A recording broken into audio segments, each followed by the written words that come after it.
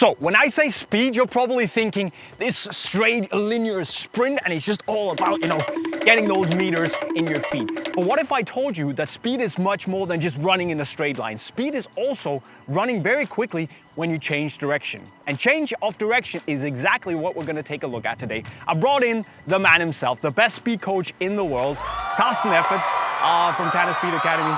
Pleasure as always, my man. You're still tall?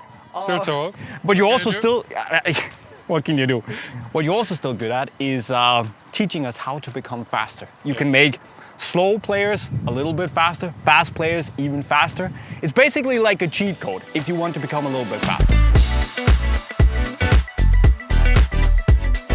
Today, we're talking about changing the direction. Yeah, exactly. How does that translate into speed? We have two things. We have change of direction, as you said, and we have agility. There's a little bit of a difference in between.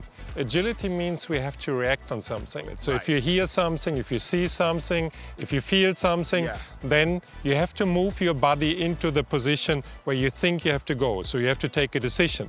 That's part of it as well, right? So essentially, if I'm running with the ball, I see the defenders coming at me, doing something, trying to take the ball. I dribble outside. Exactly. That's agility. That's agility, exactly.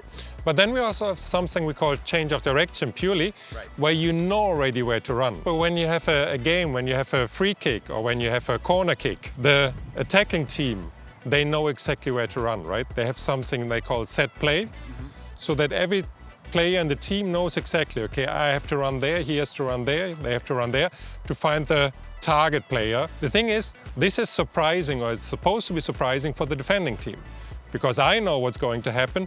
The defending team, in best case, they don't know what is happening, right? This is how you try to have an advantage.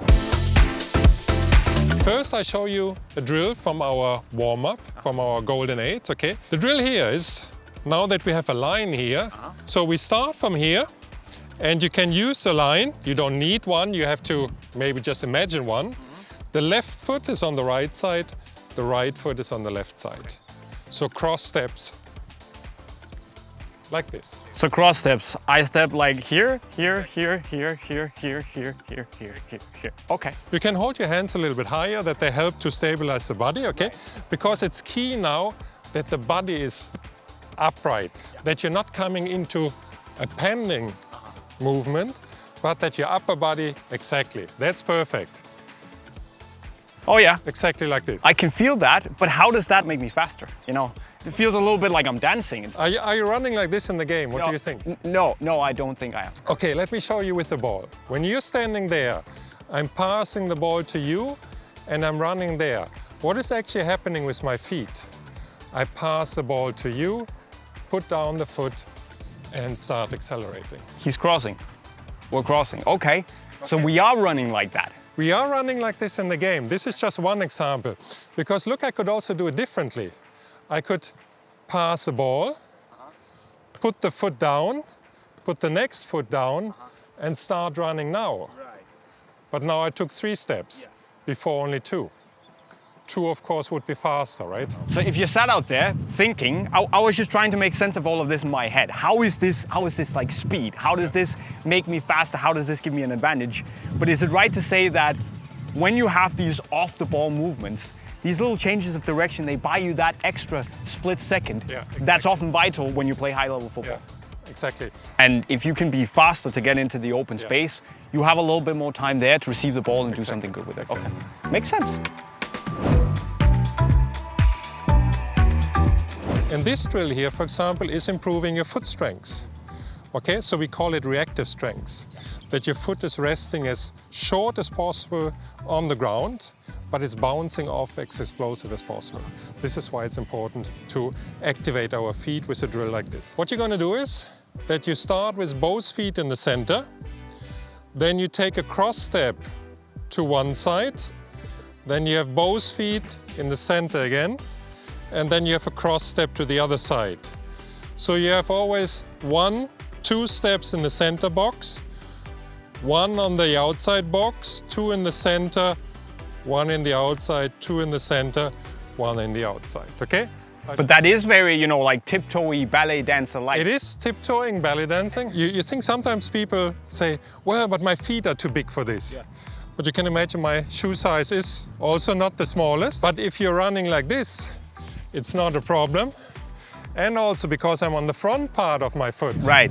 And what we need to remember here is that this particular drill and foot movement will not necessarily make you faster like that, but it helps put that into your brain that you're always on your toes, and that whole thing with like shifting your weight to the other side, right?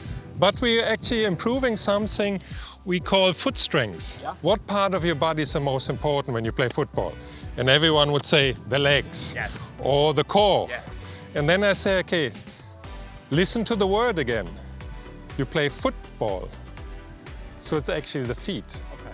The feet need the most power because everything, when I change direction, it starts from the feet. Yeah.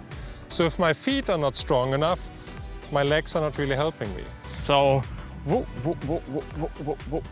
why I couldn't do that at speed? In the beginning, always try to have the quality. Yes. You don't have to do it fast Okay. because our body, our brain needs to learn a new thing. Yes. So therefore it's perfectly fine to do it slow in the beginning because eventually you will become faster and faster. It's very counterintuitive. We're talking speed, Yeah. but take it slow. But it's good advice. So down, boom, boom, boom, boom, boom, boom, boom, boom, boom, boom, boom, boom, boom.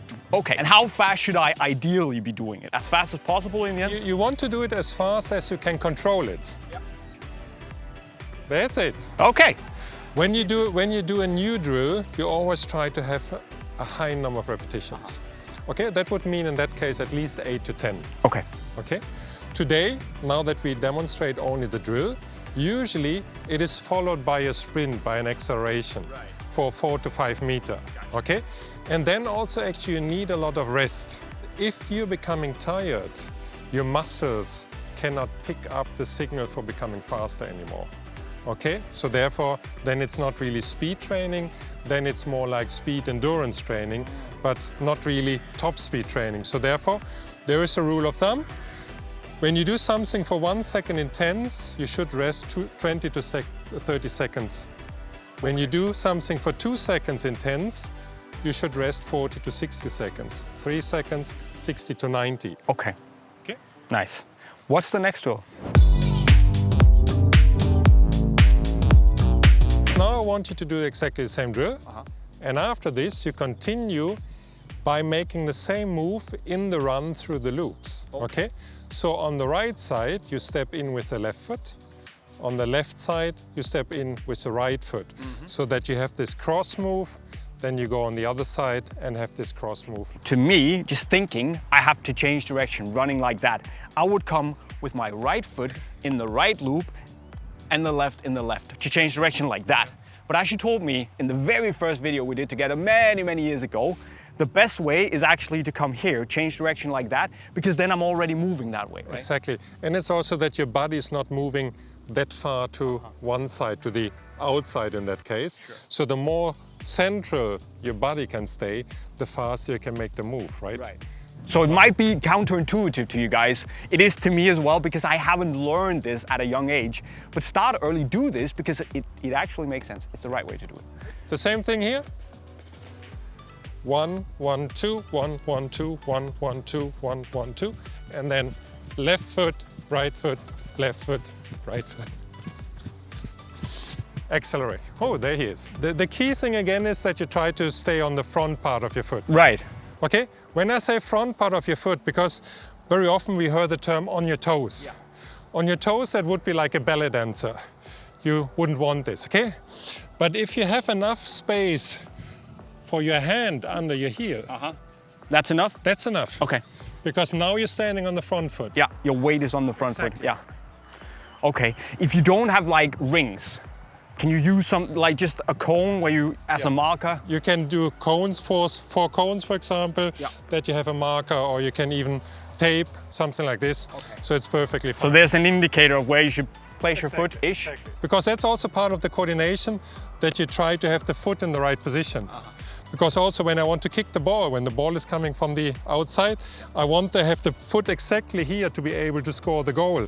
If my foot is too far, I'm not gonna score, right? So you're telling me that by doing speed training, I also train my brain to learn how to position my foot when I strike the ball right. You have a better feeling for your where is my body when and how to control it. Right. That's then the overall expression for this is coordination. So we start here.